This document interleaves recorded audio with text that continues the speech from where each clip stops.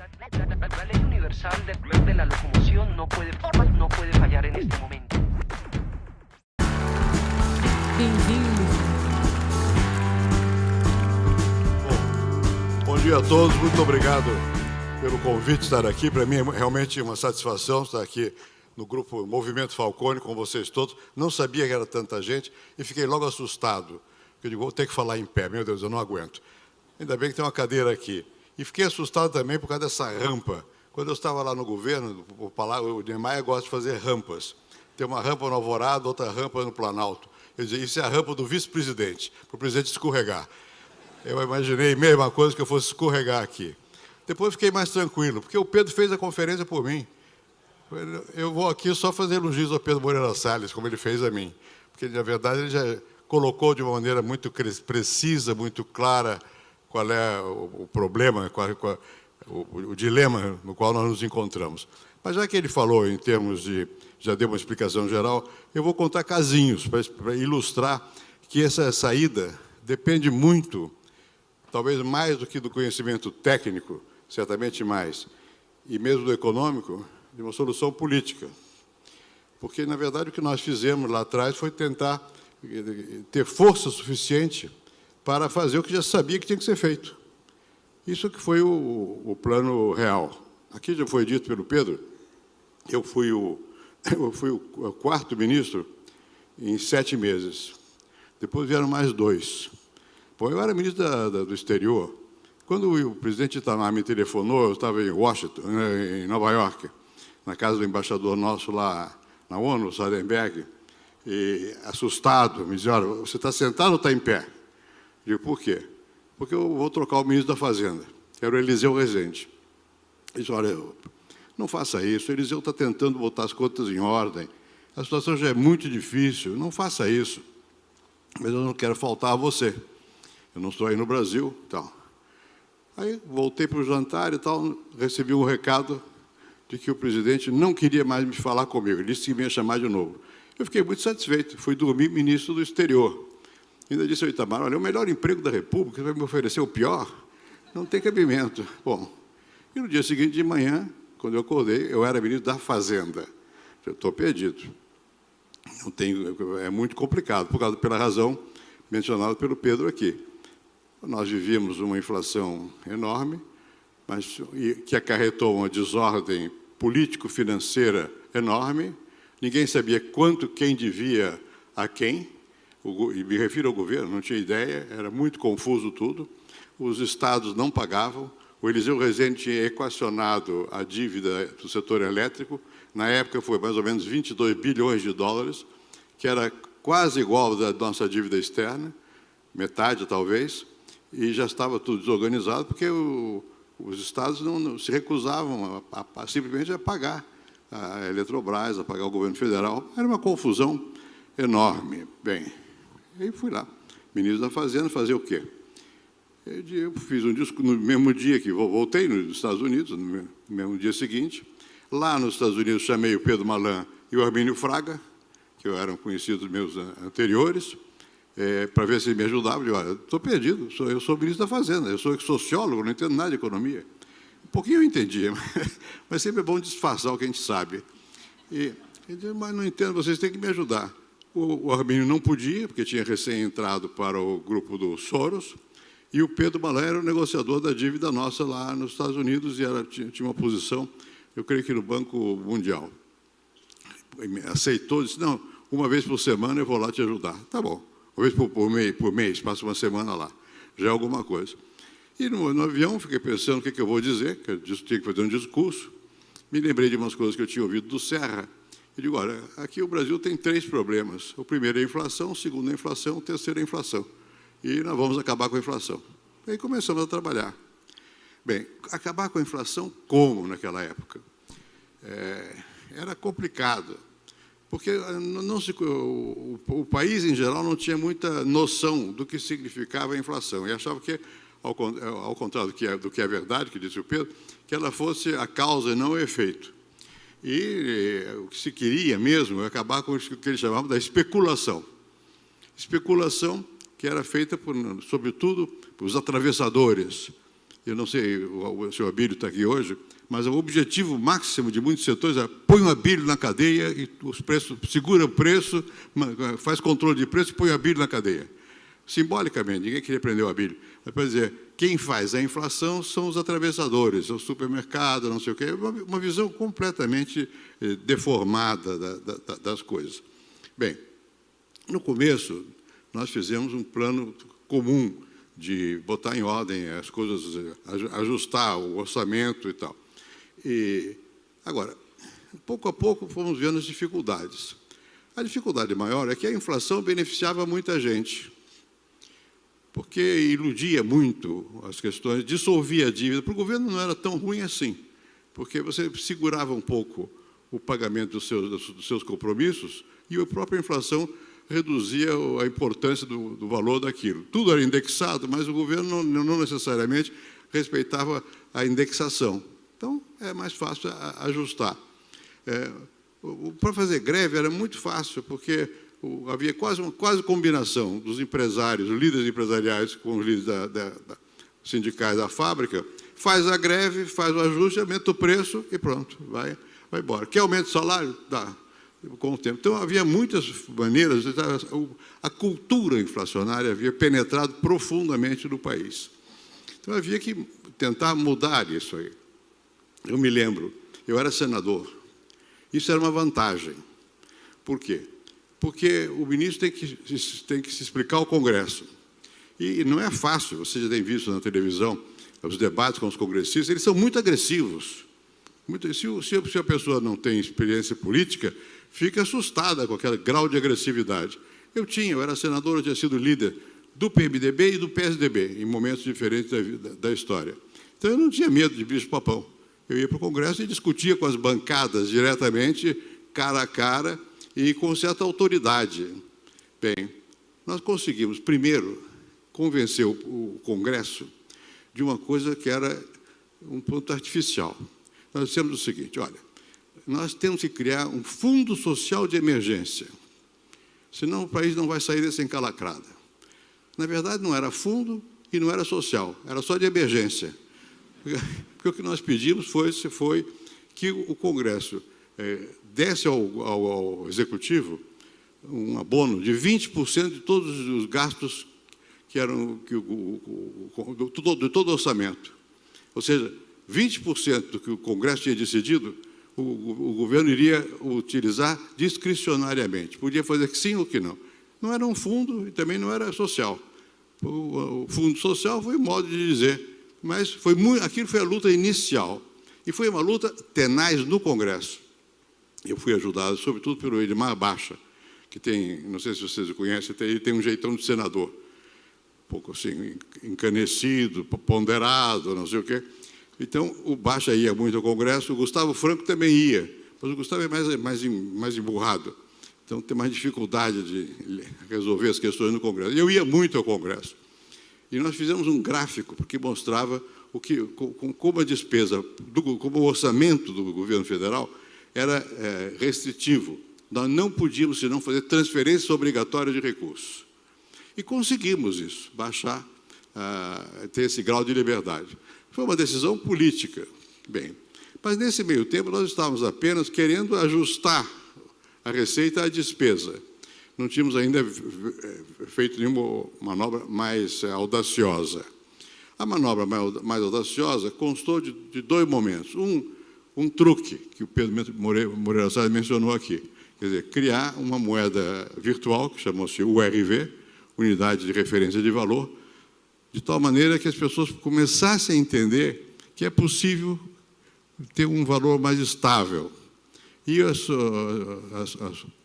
bens de consumo eram oferecidos com duas tabelas, a da URV e a da moeda corrente, que era o Cruzeiro Novo. O Cruzeiro Novo aumentava cada semana, ou cada dia até, e a URV permanecia estável. Muito bem. Agora, o importante não foi só fazer esse truque, houve uma decisão política também, que foi a seguinte: até então, sobretudo no tempo do Collor, quando ele fez o famoso golpe de judô, sei lá do quê, que um tiro de metal, de ouro, que ia matar a inflação, um ipom, tudo isso era apresentado ao país sob a forma de surpresa. Os técnicos se reuniam, o ministro da Fazenda, sempre um senhor muito importante, e os empresários sempre aplaudem, e tudo bem, mas não sabem, a decisão é feita no grupo técnico e é publicada no Diário Oficial. Aí muda tudo. Mudou a taxa de câmbio, mudou a taxa de juros, mudou não sei o que lá, você teve seus bens retidos, enfim, sempre uma surpresa. A decisão política foi a seguinte: nós vamos anunciar com antecipação os passos que vamos dar. Isso não foi fácil. Primeiro, convencer a equipe que era possível fazer isso. Aí eu contei muito com o Pércio Arida, mais com o Pércio e com o André, porque a tendência, na época, dos que sabiam, dos que entendiam tecnicamente do assunto, era que não pode. Você vai dar a chave do cofre ao bandido, vai saber o que vai acontecer. Bom, e a decisão foi minha, foi política, e inspirado pelo Pércio. Vamos anunciar de antemão tudo que nós vamos fazer. Ou seja, vamos ganhar credibilidade. Vamos, ao anunciar alguma coisa, vamos fazê-la. E vamos explicar a razão de por que estamos fazendo. Isso, obviamente, depende de capacidade de alguém que explique à população, da mídia, que se dispõe a explicar. No começo ela torpedeia um pouco, mas depois acaba ajudou imensamente rádio, televisão. Eu, como ministro da Fazenda, mais tinha trabalho de falar ao país do que estar nas reuniões técnicas. Eu participava também das reuniões técnicas, mas quando era muito complicado, eles iam para a lousa e punham uma equação de segundo grau. Já começava a me embaralhar. Regressão, então, nem se fale. Bom, então, minha função como ministro era muito mais a de motivar o país, explicar ao país. Agora, isso não basta você ser ministro, nem ter sido treinado, que era senador, saber explicar de uma maneira que as pessoas entendam. Depois eu conto um pequeno episódio sobre isso. Mas é preciso também que você tenha força no governo. Porque os ministros tendem a gastar, querem fazer obra, querem fazer benefício, querem aumentar o salário. É natural. O próprio presidente, em geral, está mais propenso a benesse do que a linha dura de cortar. Então, você tem que ter força no governo. Uma das tarefas importantes do ministro da Fazenda, no meu caso lá, era ter a capacidade de controlar o governo. Eu tinha uma relação especial com o presidente da República, que era o Itamar Franco. Eu tinha sido colega dele no Senado, e ele tinha uma relação não só amistosa, como de respeito. Então, eu me lembro que uma vez tivemos uma reunião do Ministério, e um ministro da Cultura, um homem inteligente até, mas tinha influenciado o Itamar, e para que mostrasse numa reunião de Ministério um vídeo sobre o que tinha sido o Roosevelt. E mostrou que o Roosevelt saiu do buraco com programas sociais, com investimento, não sei o quê. Enfim, um recado para mim: olha, você está cortando, está errado, você não tem que cortar. Como frequentemente hoje ainda se fala disso, você tem que conceder, tem que retomar o crescimento. Se você não retomar o crescimento, você não consegue fazer nada. Bom, apresentaram aquilo, reunião do Ministério. Eu pedi a palavra e disse: presidente, eu acho que o Roosevelt está perfeitamente certo. Só que nos Estados Unidos, o problema é que as empresas estavam quebradas. No Brasil, é o contrário, é o Estado que está quebrado. E ninguém entendia isso, que quem estava quebrado era o Estado, e não eram as empresas. Portanto, não adiantava você ficar estimulando as empresas, você tinha que refazer o setor público. Bem, então, essa foi a segunda parte da questão toda, era você ter um programa que permitisse, outra vez, dar credibilidade às instituições do governo, sobretudo as instituições financeiras. Tem que renegociar as dívidas da Caixa Econômica. Para dar um detalhe, a Caixa Econômica, quando eu fui ministro, nós não podíamos publicar o balanço, porque era negativo, patrimônio negativo. Então, você tinha que enfim, postergar a publicação. O Banco do Brasil, nós tivemos que injetar uma vez, o que era um enorme naquela época, 6 bilhões de dólares. Por quê? Porque o banco também estava mal. Porque quando veio o choque da inflação, como as instituições bancárias viviam do floating, em grande medida, Então, aquilo deu um arroxo automático, e o Banco do Brasil não se preparou para o arroxo, porque nunca imaginou que fosse acontecer. Então, entrou em dificuldade. Quer dizer, esse trabalho de reconstrução das condições para que o Estado tenha solvabilidade é que foi o verdadeiro trabalho de garantir uma possibilidade de uma moeda mais estável. E não foi simplesmente o truque de fazer a URV. Ele veio junto, mas o que foi fundamental foi o que foi feito por trás de tudo isso. E só foi feito porque havia força política para fazer. E como é que houve? Por que houve força política para fazer? Porque o Congresso, que normalmente tende, qualquer Congresso do mundo, a dar benesses, tem muita dificuldade em apertar o cinto, naquele momento, o Congresso estava num processo muito complicado. Chamava-se a Comissão dos Anões do Orçamento. Isso era um processo de corrupção na Comissão do Orçamento e que atingiu muitos parlamentares. E estavam sendo investigados. Havia denúncias, iam para a cadeia, não vai para a cadeia, não sei o quê. O Congresso estava desorganizado. Bom, e o governo, que era o presidente Itamar Franco, que sucedeu ao presidente Collor, e, portanto, não tinha ele voto direto, não é? Fez um governo de união nacional, não era também, os ministros não tinham tanta força. Então, foi possível que um grupo de pessoas tivessem a capacidade de liderar e dizer, dá para fazer agora, porque há desorganização no Congresso e porque o governo não é tão forte, é quando é possível fazer alguma coisa, desde que se tenha rumo, você saiba o que vai fazer. E isso foi sendo feito pouco a pouco assim. Mas no começo era muito difícil. A própria equipe econômica que fez o Real vivia me dizendo, não dá para fazer nada. Não dá porque, para fazer, nós precisamos controlar o Banco do Brasil, o Ministério do Planejamento, a Caixa Econômica. Eu digo, olha, o presidente não sou eu. O presidente é o Itamar Franco. Quer dizer, eu não posso exigir dele se nós não fizemos nada ainda. Nós estamos só prometendo, nós temos que fazer alguma coisa para depois ganhar força e, pouco a pouco, ir ocupando essas posições que são centrais, realmente, para você ter um controle da situação. E eu dizia, olha, é o contrário. O governo é como uma desordem, eu acho que nós podemos fazer. Mas nós não podemos, de cara, imaginar que nós vamos ter o domínio de tudo. Nós temos que mostrar algum resultado, inclusive político, quer dizer, o povo está de acordo, para que os presidentes se motivem, para que você vá avançando e ganhando mais força. Por que eu conto essa história? Simplesmente para exemplificar o que o Pedro disse.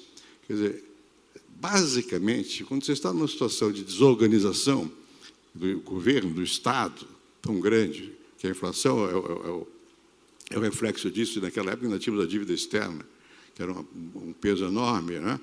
Quando você está numa situação desse tipo, você só sai dela quando você tem capacidade de liderança e aponta um rumo, e esse rumo é apoiado pelo país. Às vezes você é beneficiado por fatores outros. Por exemplo, quando o presidente Lula assumiu, em 2003, em consequência do medo que havia da política que ele poderia implementar por causa do PT, das promessas de campanha, etc., etc., a situação se deteriorou no meu governo, em 2002. Então, quando o presidente Lula assumiu, ele assumiu uma situação difícil, realmente. Ele vive dizendo que era 12% de inflação. Sim, é dele a inflação, não era minha. É do medo de que ele fosse ser presidente. Bom, foi presidente. Bem, mas o que ele fez? O ministro Palocci, como houve uma fase de transição que foi muito importante de um governo para o outro, e eu criei uma regra de transição pela qual o presidente que estava se elegendo podia nomear para trabalhar no governo que estava terminando um certo número de pessoas, na qualidade de ministro, e esse ministro foi o Palocci, deu tempo do pessoal que foi nomeado de absorver quais eram os problemas. Eram 3 meses de preparação. Não é? E o ministro Palocci logo percebeu que tinha que dar sinais fortes de que o governo ia retomar uma linha mais consequente. E aumentou o superávit primário, aumentou fortemente o superávit primário. Já deu um sinal positivo. Mas, além disso, a partir de 2004, veio o boom das commodities, quer dizer, a presença da China, né, absorvendo muitas commodities, soja e minério de ferro, aumentando o preço. Em toda a América Latina, o problema da dívida externa desapareceu. O excedente comercial foi muito grande, favoravelmente. Então, veio uma ajuda externa que ajudou. Mas se não houvesse também a decisão de rever as mensagens de campanha e entrar numa linha de maior restrição no excesso de gastos, não teria sido possível sair da situação em que tinha sido outra vez criada. Pois bem, uma vez resolvido, no meu tempo ainda, equacionado, resolver nunca se resolve, mas se vai no rumo de controlar a inflação, ter uma certa estabilidade, nós tínhamos que enfrentar o que o Pedro disse e um outro problema a mais. O que o Pedro disse foi o seguinte: uma vez que você sabe que a causa, no caso brasileiro, a causa maior da desordem não era o setor privado, mas era o setor público, você tem que reestruturar o setor público. Então, começamos efetivamente a reestruturar o Estado brasileiro. Levou anos para poder fazer. Isso implica em tudo que já foi mencionado aqui. A Lei de Responsabilidade Fiscal é do ano 2000. O programa de metas de inflação é do ano 1999. Né? E também depois, alguns programas sociais, como as bolsas, foram do ano 2000. Muito frequentemente se diz, no primeiro mandato deu para fazer muita coisa, no segundo nada. Na verdade, não é bem isso. No segundo mandato é que houve a consolidação dessas medidas todas que permitiram realmente que houvesse uma reestruturação do Estado. E as privatizações, que haviam começado antes por imperativo de uma lei, mas que não tinham tido vigor e que o presidente Collor fez de uma maneira muito discutível, aceitando moedas podres, uma coisa meio estranha. Nós fizemos uma privatização da mesma maneira, com dados mais abertos, com leilões, não sei o que lá, enfim, com as regras elementares de cuidado com que se tem que cuidar do patrimônio público na hora que você vai privatizá-lo. Mas isso teve um impacto enorme, os 80 bilhões de dólares que eram necessários, efetivamente, para financiar o momento em que há um refluxo da massa de recursos que parou a inflação. Você tem que ter recursos. Então, nós começamos a reorganizar.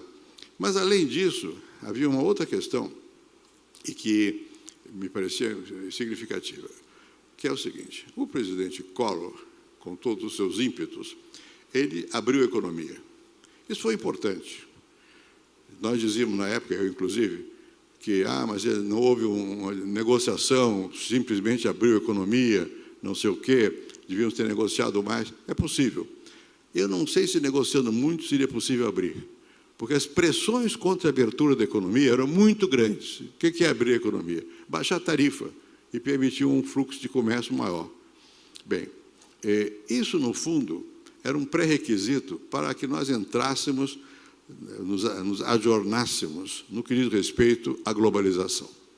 E esse é um problema muito difícil, que a década de 90 teve que enfrentar. É claro que o processo de globalização vem de antes.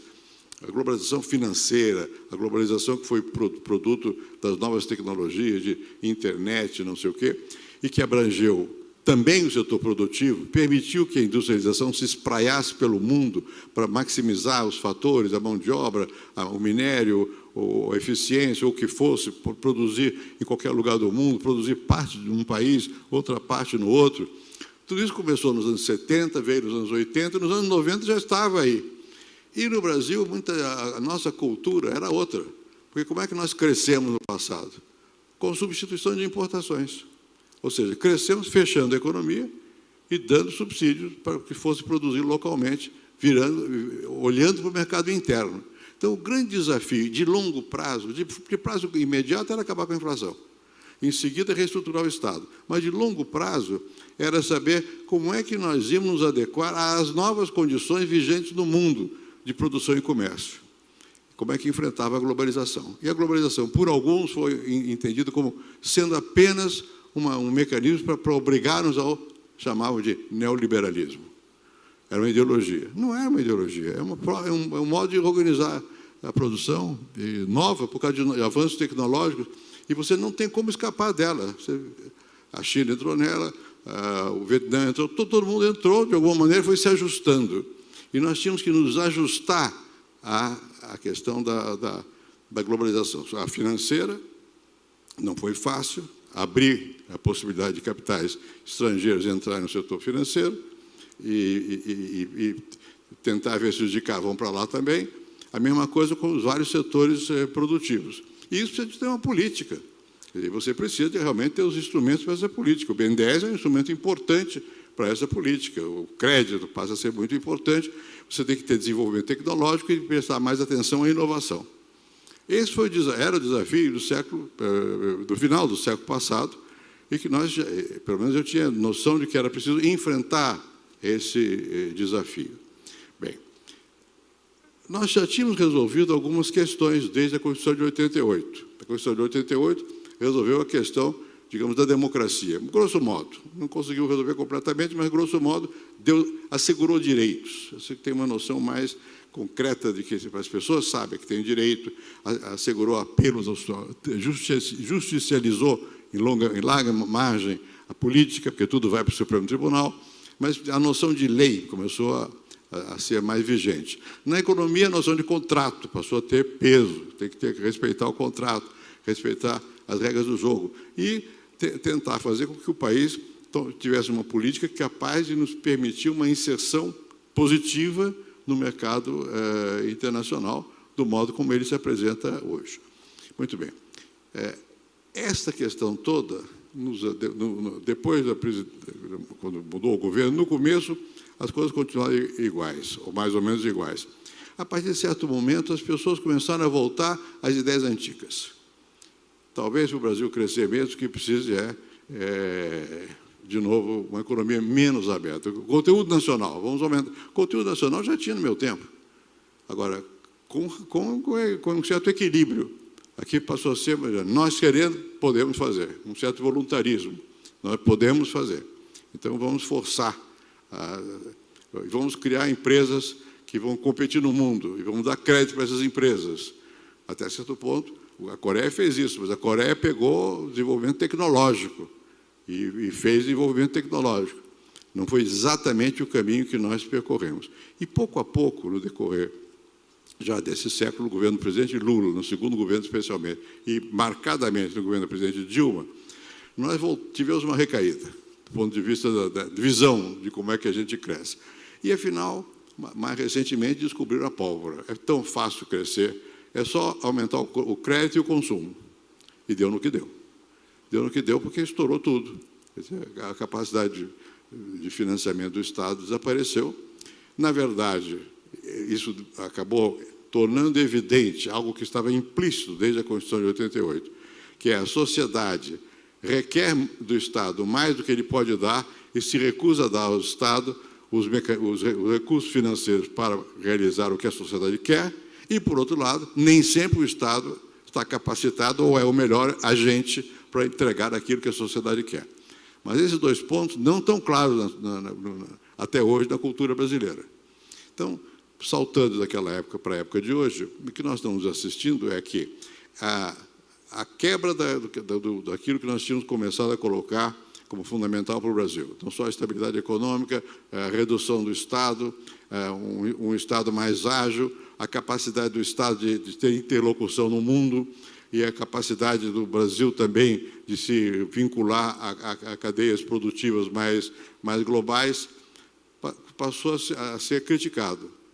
E pareceria ser que, na verdade, o futuro depende de nós termos um Estado mais interferente, que financie tudo, financie o consumo e que olhe para o mercado doméstico mais que para o mercado externo. O presidente Collor teve uma frase que ficou marcada na época, que ele dizia que naquela época nós não produzimos no Brasil carros, automóveis, produzimos carroças. Exagero, mas com certa grande verdade. Por quê? Porque toda a produção visava o mercado interno. Agora, você não tem mais como fazer isso. A produção deveria visar ser standard, é a mesma global para todos, você poder exportar. Quer dizer, aquela oposição em exportar e importar, acabou. Você tem que ter uma relação mais fluida entre exportação e importação. Até mesmo muitas multinacionais que vieram para o Brasil, vieram mais com o olhar no Brasil e no Mercosul do que com fazer daqui uma base para exportação global. nos anos 70, 60, 70, nós criticávamos muito a Coreia, dizia, é mera plataforma de exportação. Não era mera plataforma de exportação. Isso foi o que deu a vantagem à Coreia a ser também uma plataforma de exportação. Como nós temos um mercado interno enorme, 200 milhões de pessoas, isso dá a ilusão de que com eles basta. Hoje não é mais assim. Em nenhum lugar, só com o mercado interno basta. Você tem que ter uma visão de que nós estamos inseridos num contexto mais amplo.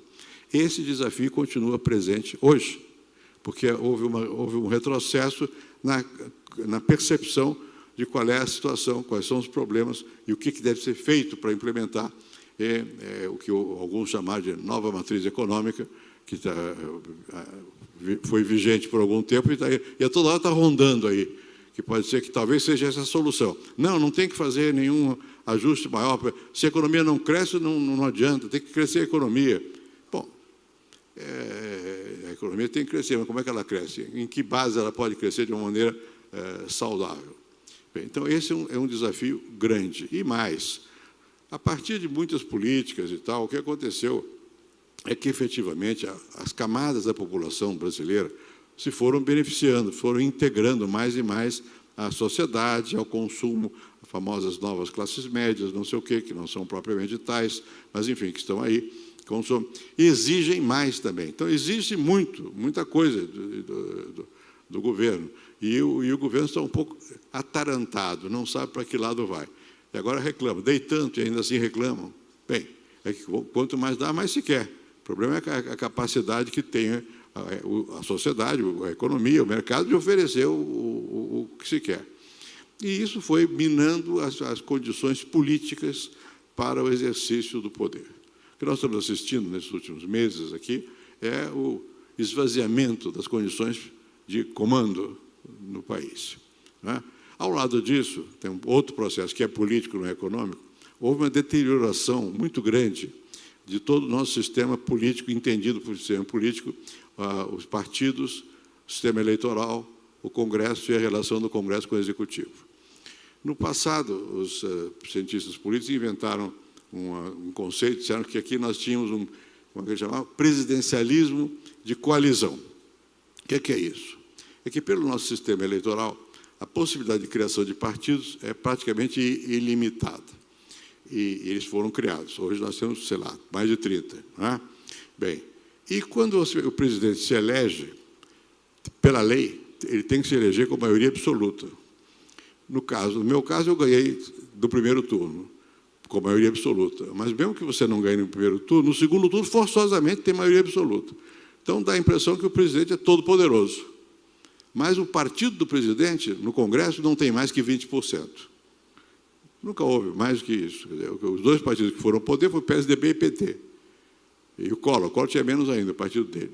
Tem 20% do Congresso. Como é que governa? Tem que fazer aliança. Bom, todos têm que fazer aliança. No meu tempo, a aliança eu tinha um propósito muito nítido. Vamos fazer uma agenda de reformas. E a aliança era para as reformas. Não cumpriam. Era preciso estar o tempo todo forçando, não sei o quê, negociando, forçando. O próprio governo, o próprio presidente empenhado em que as coisas avancem e tal, mas, bem ou mal, você tinha um chamado presidencialismo de coalizão, que dá a ilusão de que o presidente é todo poderoso, até certo ponto é mesmo, é meio imperial, também mas é um pouco também ilusório, porque o sistema é democrático, você tem que passar pelos partidos, tem que passar pelo Congresso, então você tem que ter, além do seu poder pessoal de discriminação, de assinar decretos, medida provisória e tal, tem que ter uma relação com o Congresso.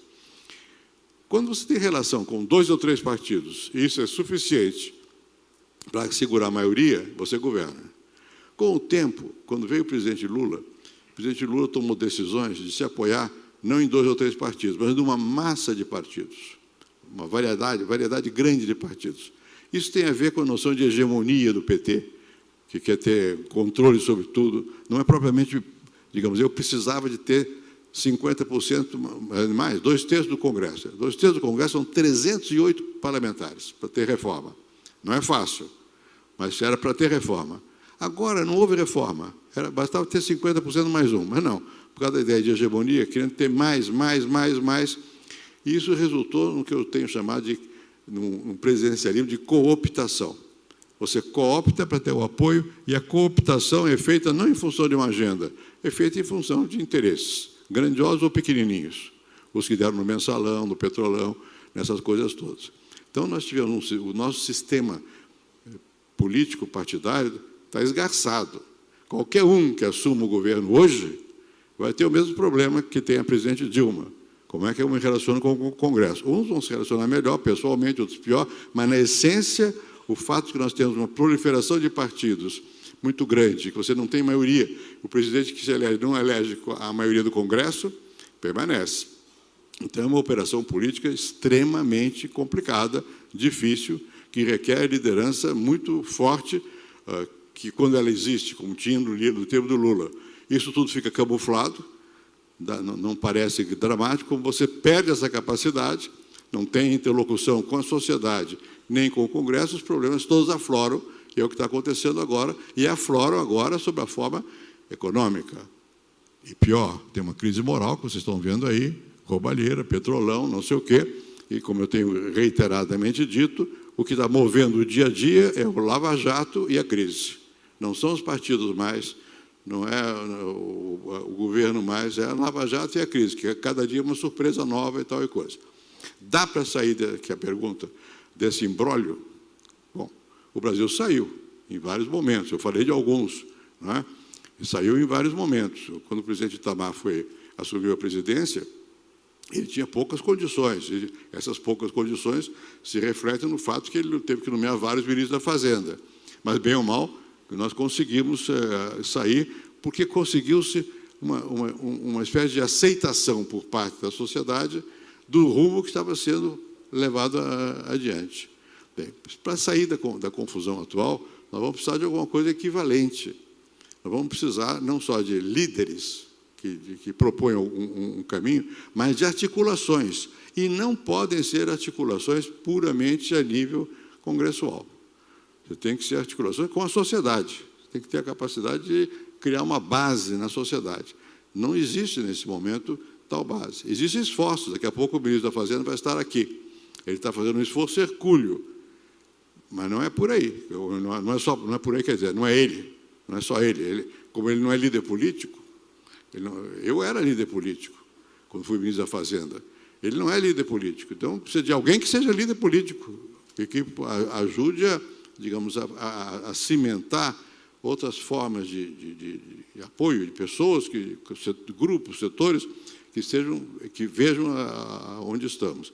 E não há dúvida nenhuma que você vai ter que passar pelo que nós estamos passando. Agora, não dá para fazer uma operação sem anestesia. Qual é a anestesia? É a esperança, é a credibilidade, é a fé. É a anestesia para fazer o que tem que ser feito. O que tem que ser feito é colocar realmente as finanças em ordem. E, neste momento, nós todos, e não só o governo, mas nós todos temos que refletir um pouco sobre o que nós estamos pedindo que os governos façam. Quer dizer, se não há uma certa contradição entre pedir tanto e o governo ter tão pouca capacidade e receber tão pouco tributo. Ninguém quer mais aumento de imposto. Ninguém quer, porque já está muito alto. Né? Mas todo mundo quer que o governo faça mais coisas. Como é que vai ser isso? Ou seja, nós precisamos ter líderes que comecem a renegociar com o país aquilo que é fundamental, que é o seu pacto de convivência da sociedade e o Estado. Isso está em discussão. Dá para sair disso? Dá para sair disso. Vai ser fácil? Não, não vai ser fácil.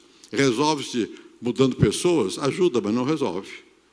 Porque tem que ter capacidade de criar outro cimento na nossa sociedade, para nós entendermos realmente onde é que nós estamos, qual é a nossa responsabilidade, o que nós precisamos fazer, como é que nós vamos enfrentar os desafios, que não são só o da crise econômica daqui, é do relacionamento do setor produtivo, de reanimação do setor produtivo, reconexão do setor produtivo local com o setor produtivo internacional. Enfim, é uma agenda complexa, mas essa agenda complexa tem que ser esmiuçada, tem que ser debatida, tem que ser mostrada à sociedade e tem que ser, de alguma maneira, tem que ser tornada vontade de um setor mais amplo da sociedade. Nós estamos, no momento, somente numa espécie de negativismo. Somos contra, somos os que são, nem todos são, mas os que são contra. Mas contra é a favor do quê? Enquanto você não tiver mais claro quais são os novos passos, não se dá passo nenhum. porque fica numa certa hesitação. É o que nós estamos vendo todo dia, na mídia, nos debates e tal. Ora aposto por uma saída, ora aposto por outra saída. Mas todas as pessoas, as mais conscientes e as que têm mais responsabilidade, não só empresarial, mas também social, ficam dizendo, bom, mas e depois? O que eu faço depois? Qual é o programa que em seguida? Não é só quem é qual é o programa que alguém vai encarnar. Eu sei que, em dado momento, para usar uma expressão que era cara ao Marco Maciel, tem que fulanizar. Quem? Eu sei. Mas essa fulanização é quase que subconscientemente encarnando que esse quem vai representar ações, passos, tem um caminho. Eu acho que vamos ter um debate, estamos tendo, grande nessa direção. Vocês podem ver que os economistas já estão discutindo mais, talvez até mais avançadamente do que outros setores da sociedade, o que será necessário fazer, né? Mas vai ser necessário discutir mais profundamente como é que se resolve as demandas sociais que estão aí e que não são compatíveis, muitas vezes, com os recursos de que nós dispomos, e como é que se resolve esse imbróglio político sem o que não se pode, nem no futuro, avançar. Quer dizer, eu acho que a Câmara está perdendo uma oportunidade agora de fazer umas reformas no sistema político-eleitoral e partidário que é necessária. E eu não penso, quando eu penso em reforma, eu tive muita experiência de tentar fazer reformas. Não adianta pensar que vai resolver tudo com uma reforma. E você tem que ver os tipping points. Qual é o ponto que você mudando tem efeitos ao longo do tempo e muda outros. No caso da reforma política, tem 3 ou 4 pontos relativamente simples que terão efeitos no tempo. É claro que eu, pessoalmente, eu preferiria um voto distrital misto, eu preferiria o parlamentarismo, eu preferiria uma porção de coisas. Não adianta preferir. O que dá para fazer? Dá para você fazer algumas reformas. Está chegando aí, Sua Excelência, o ministro da Fazenda, que não ouviu quão mal falei dele. Mas não é verdadeiro, viu? Mas alguns pontos que são essenciais de serem feitos, que todo mundo sabe quais são, que dá para tentar fazer. Infelizmente, o Congresso está perdendo essa oportunidade. Definir de uma forma mais clara a questão das alianças eleitorais, proporcionais, colocar uma lei de barreira para evitar a multiplicação de ministérios. A multiplicação de ministérios é consequência da multiplicação de partidos no Congresso. Então, você tem que mexer nessas questões. Isso já se começa a saber o que vai fazer. A nova situação política que se criar vai ter que enfrentar essas questões. Porque, se não enfrentar essas questões, vai tudo recair no braço do setor técnico. E o setor técnico não tem condição de dar esse salto, porque isso não é uma questão meramente técnica, é uma questão política. Termino dizendo o seguinte, vocês do Falcone têm muita experiência prática de lidar até com resultados. Eu sei porque lá no Centro Ruth Cardoso tem um programa Juntos, que trabalha muito com o grupo do Falcone, né? E vocês sabem, na prática, que é assim mesmo. Quer dizer, não adianta ter a meta, você tem que estar no dia a dia, você tem que motivar, tem que convencer, tem que ir caminhar junto. Convencer quer dizer vencer junto, convencer, etimologicamente. O Brasil está precisando de uma liderança que convença, ou seja, que proponha alguma coisa e que realmente seja capaz de, juntos, avançarmos. Eu não sou pessimista nesse aspecto, nós passamos por crises muito difíceis, saímos das crises muito difíceis, o nosso potencial como país continua aí, o fato de que temos esse mercado enorme, essa população de 204 milhões de pessoas, tem a limitação de nos dar a ilusão de que isso resolve, mas tem a vantagem de que isso é positivo. Nós já temos integrado no nosso sistema nacional um grau de conhecimento técnico, de conhecimento científico suficiente e administrativo suficiente para avançar. Houve um momento em que os melhores talentos foram para o mercado e a política se esvaziou. O novo momento vai precisar que haja um refluxo e de que esses talentos voltem para a política, alguns deles, pelo menos, para que a política possa, outra vez, ter essa capacidade de, não apenas de se renovar, mas de abrir um rumo para o país. Mas eu creio que basta olhar tanta gente jovem aqui, quase 1000 pessoas, ouvindo um pobre velho que o que fez foi no passado e ainda prestando alguma atenção para ver que o país tem futuro, não porque está me ouvindo, mas porque tem jovem e tem gente com vontade de mexer as coisas. Muito obrigado.